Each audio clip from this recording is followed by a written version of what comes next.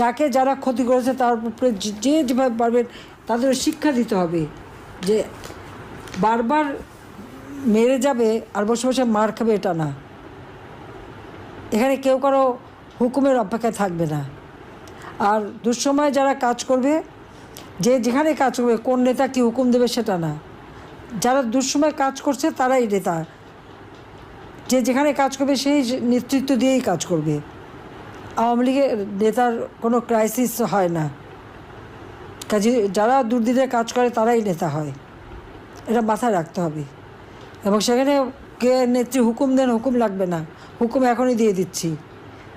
যাদের উপরে আঘাত এসেছে প্রতিঘাত কীভাবে করবেন সেই পথ খুঁজে সেটাই করতে হবে।